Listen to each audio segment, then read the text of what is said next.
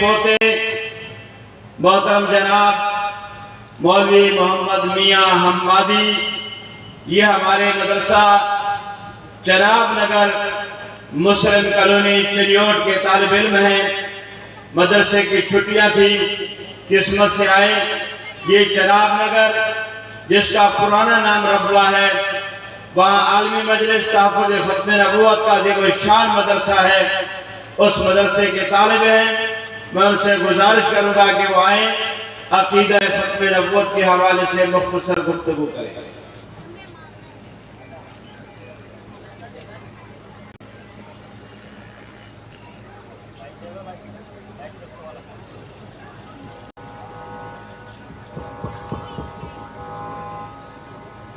अल्हम्दुलिल्लाह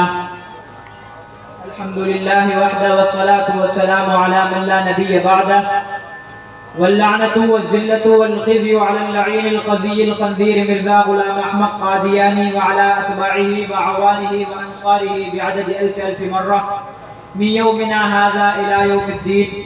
अम्मा बअद फ़अऊज़ु बिल्लाहि मिनश शैतानिर रजीम। बिस्मिल्लाहिर रहमानिर रहीम। क़ाल अल्लाहु तआला मा कान मुहम्मदुन अबा अहदिन मिन रिजालिकुम वलाकिन रसूलुल्लाहि व ख़ातमन नबिय्यीन। वक़ाल अन्नबिय्यु सल्लल्लाहु अलैहि वसल्लम सयकूनु फ़ी उम्मती सलासून कज़्ज़ाबून दज्जालून कुल्लुहुम यज़अमु अन्नहु नबी व अना ख़ातमुन नबिय्यीन ला नबिय्य बअदी।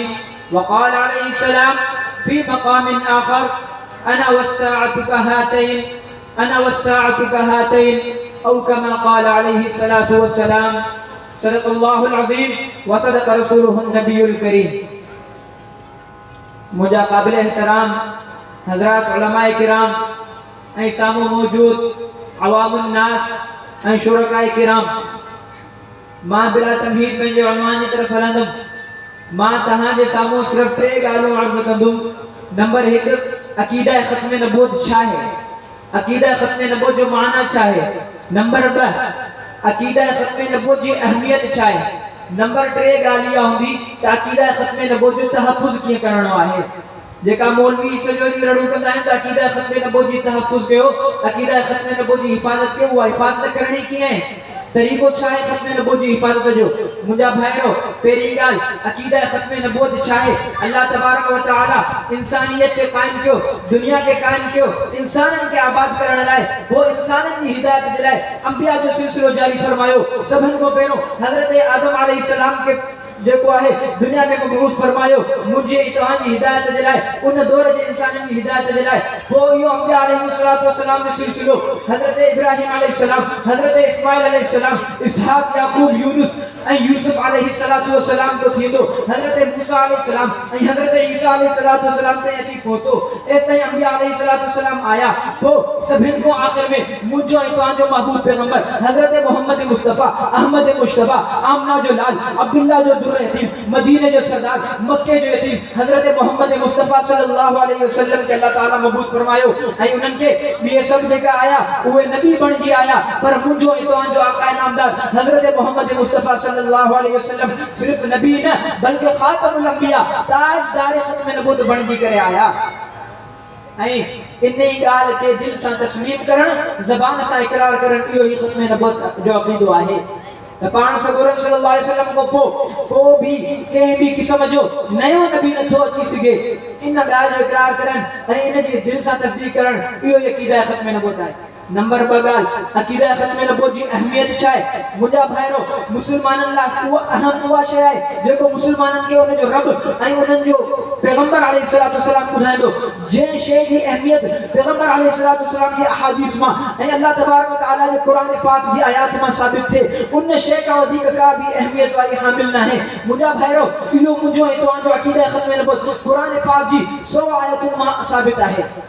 किथे अल्लाह ताला फरमायो मा कान मुहम्मदुन अबा अहदिन मिन रिजालिकुम वलाकिन रसूलुल्लाह व खातमुन नबिय्यीन। काथे फरमाए व मा अरसलनाका इल्ला काफतन लिन्नास। त काथे पैगंबर अलैहिस्सलातु वस्सलाम पाण फरमायो इन रिसालता वन नबुव्वता क़द इंक़तअत फला रसूल बादी वला नबी बादी। काथे पैगंबर अलैहिस्सलातु वस्सलाम फरमायो सयकूनु फी उम्मती मुंहिंजी उम्मत में 30 दज्जाल ईंदा, कज़ाब ईंदा, कूड़ा कलाली ईंदा, उहे नबूवत जो दावा कंदा, उन्हनि दज्जालनि मां हर हिकु नबूवत जो दावो कंदो। पर ए उम्मत याद रखो, आखिरी नबी मां आहियां, मां को बि अल्लाह जो नबी न आहे।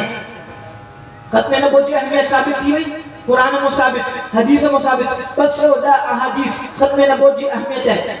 बी गाल 3 नंबर ते ईंदो आहे इजमा।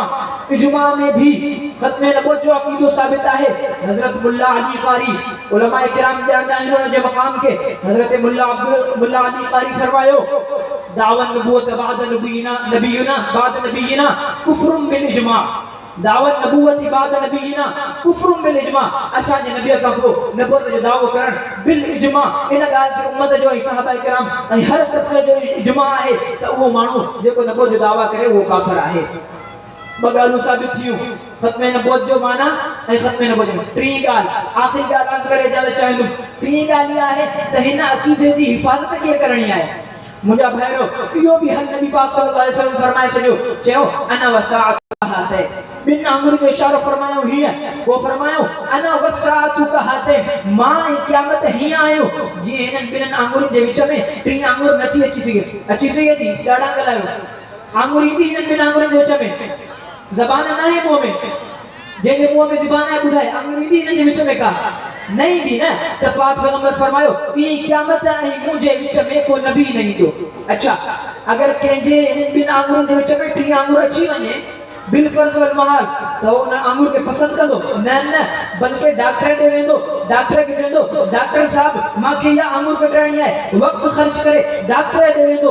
2 नंबर ते डॉक्टर की फीस अदा करे पेंजो माल खर्च कंदो। 3 नंबर ते डॉक्टर साहब के चंदो डॉक्टर साहब आंगुर कट, डॉक्टर बुधाइंदुस गाल बुध, मां तुंहिंजी आंगुर कटी नो मई, सूर भी थींदी, रत भी वणंदे, तकलीफ़ ईंदे, जान के तकलीफ़ पुॼंदे। वो चंदो भले पुॼे, इहा तकलीफ़ मूंखे क़बूल आहे, पर इहा मूंखे जेकी विच में ऐब आंगुर जे इहो मूंखे क़बूल न आहे। छा ने माल जी कुर्बानी, वक्त जी कुर्बानी, जान जी कुर्बानी।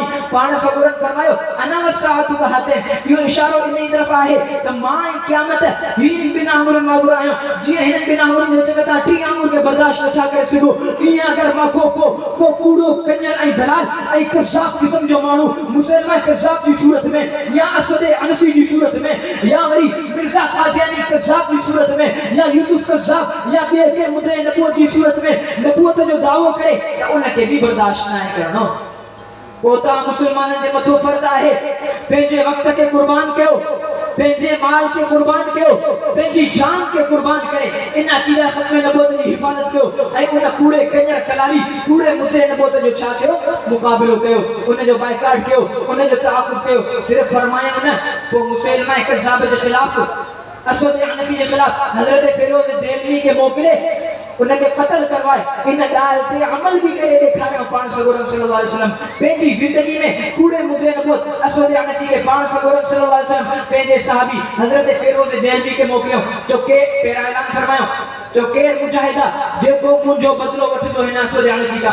हजरत फिरोज देलवी उची बीठा, जो मां वेंदुम, मां तैयार आहियां। पान सगोरम फरमायो ठीक है, इजाजत आहे। हजरत फिरोज देलवी वया, असवद अनसी के कत्ल फरमायो। पान सगोरम फरमायो फाज़ फिरोज, छा साबित थियो, जेको खत्म नबूवत जी हिफ़ाज़त करे तो वो कामयाब आहे। पान सगोरम फरमायो फाज़ फिरोज, फिरोज कामयाब थी वियो।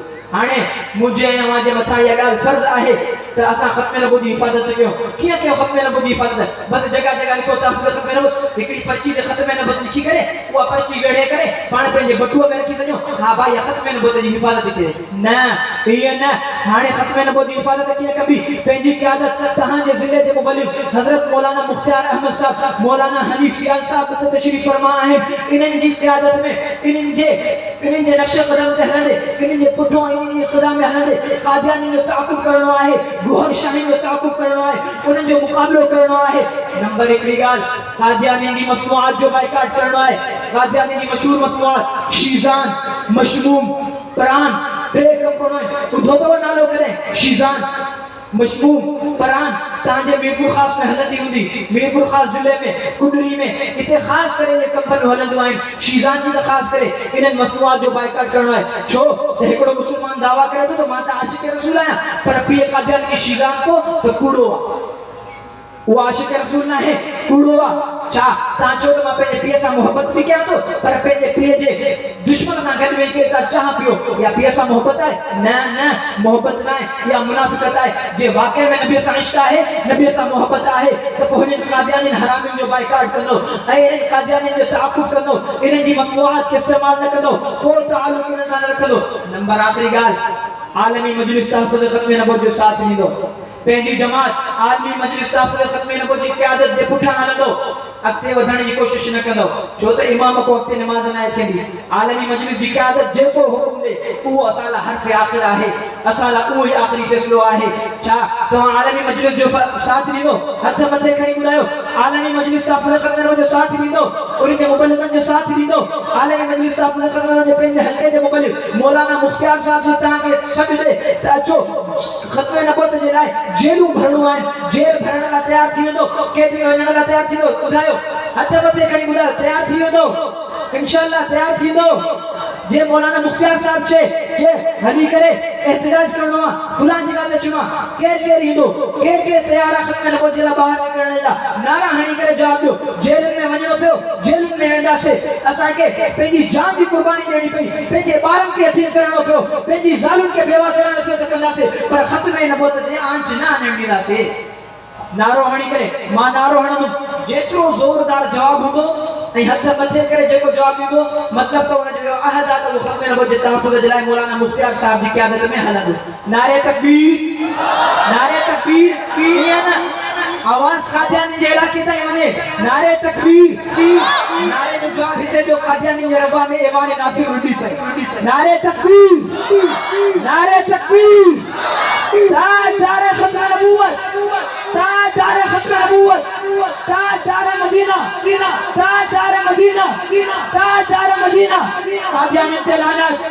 कादियानी ते लानत गोहर शाहिद ते लानत मिर्जा गुलाम कादियानी ते लानत कादियानी जा हामी सब हराम कादियानी जा हामी नारे तकबीर आखिर में की मोहम्मद से वफा तूने तो हम तेरे हैं ये जहां चीज है क्या लोहो कलम तेरे हैं हम खत्म नबूवत पर जी जान निछावर कर देंगे गर वक्त ने हमसे खून मांगा हम वक्त का दामन भर देंगे वमा अलैना इल्लल बलाग वस्सलाम।